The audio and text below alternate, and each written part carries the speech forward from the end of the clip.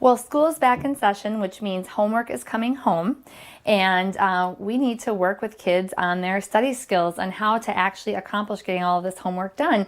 So I'm here today with Karen Emerson, who is a reading specialist and has her master's in experiential education and has been teaching for over 20 years. And she is going to share some of her insight and knowledge on the best ways to help kids study. Thanks for coming, Karen. You're welcome.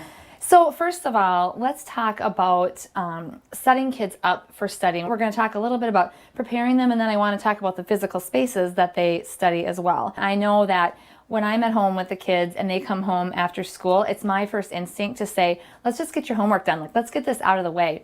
And because I want to check it off my list, but they're often not ready. So talk to me about the best way to approach homework with kids.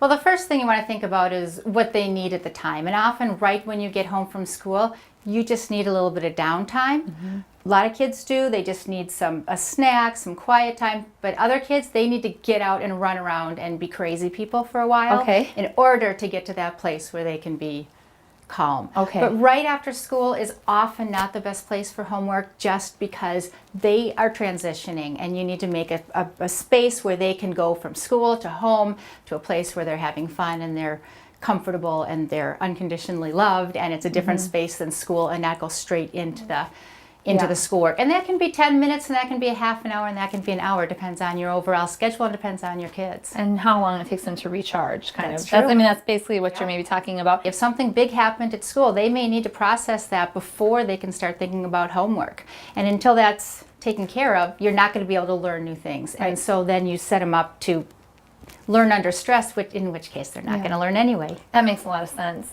So I always wonder also, how involved should I be with homework? Because my kids like me sitting right there with them. I feel like, how do I back away, and how does that independence grow so they're basically then checking in with me? Or is that not the right thing to do? What is the right approach? I think really homework is the kids' responsibility even when they're real young.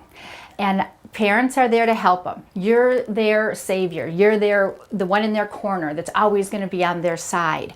But what that means is they come home and they say, Mom, my teacher makes me read for 20 minutes every day, and I'm supposed to mark it down, and I'm supposed to pay attention to the clock, and I hate that. My goal would be for kids to ask you for help. Mom, here's my spelling words. What can be our plan? So you're not forcing them to do spelling. Right. You're helping them with their plan. Okay. And ideally, reward that, and I don't want to say reward them like, trinkets and treats. No, I understand. But praise them for as much independence as they can muster. Because if you can say, all right, 5 minutes, I want you to, do this, do this, do this, or, however you're going to work on these words, come back and I'll test you. Okay. That's awesome. Yes. And as much independence as they can get. And now some kids don't want any part of their parents when they're doing homework. Right. And their parents are more like, no, I need in because they're messing it up. We want to avoid. But that's where you have to say, you know what? I'm going to trust you to do your homework. If you're failing in school, if your teacher says, oh, no, that's not right, then we need to come up with another plan. Okay. But your first instinct really needs to trust your child to do it. And if they fail on a homework assignment now, that's okay. It's a safe time to fail. A lot of times homework is not a joyful thing. I mean, it can be a struggle between parents and kiddos. So any tips on that? A lot of times parents have to realize that a teacher has 26, 30 kids in a classroom. When they give homework, they're giving the same thing to all kids. Now, in real life, all kids shouldn't have the same homework. Okay. And I say that as a teacher who gives the same homework to all kids, because that's the reality of teaching. Okay.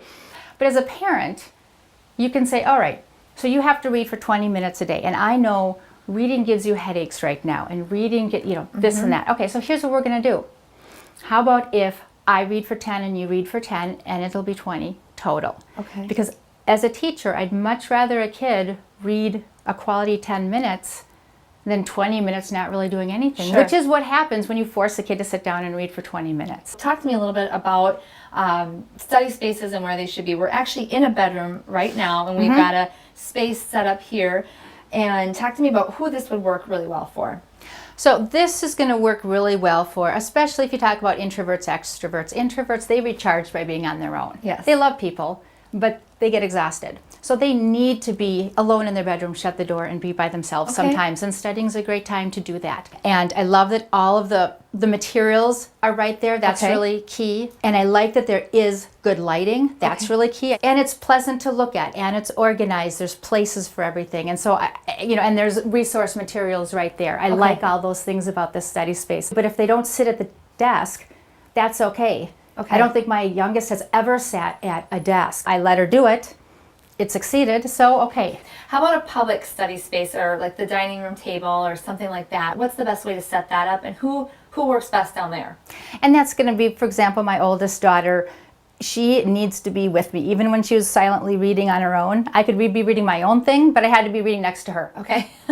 We were doing totally different things, but as long as she's physically next to me, she just always needs to be around people. Okay. And for her, she will always study in a public spot. She'll study at the kitchen table. She'll study in the wherever everyone else is. Okay. And she'll go through her cards. She'll ask for help sometimes, but usually she's on her own, but she has to be in that public spot. Okay. And a lot of times it's about how distractible you are. Sure. The ADD and ADHD are thrown around quite a lot these days. Yes. But there's different ways to handle things like that. Some kids need more stimulation in order to focus. Okay. Which is why you take ADHD kids who just struggled through school, which my oldest brother is, but he's now a firefighter and he's an emergency room nurse, and that's exactly where he belongs, because in an emergency, that's exactly who you want there. Sure. Someone with that laser focus when everything is going crazy, where other people are panicking. And so some kids are going to actually study better when there's that commotion around them. Okay. And I think the hard part for us parents is they're our kids. They should have the same preferences we do. Sure. And I think as adults, we think that too. Yes. If I needed quiet to read, everybody needs a quiet to read. Okay. And so we kind of overgeneralize that, and we Yes. forget to realize, okay, I actually see that she's getting her homework done. Then I guess that's working for her. Okay. And to let that go. Karen, thank you so much for being with us today. This is very helpful, and I hope to see you again on our show, because you have so much knowledge and so much great information. So Great. thank you. Thank you. To see this full interview and learn more about the things Karen and I discussed, log on to our website. We'll be right back.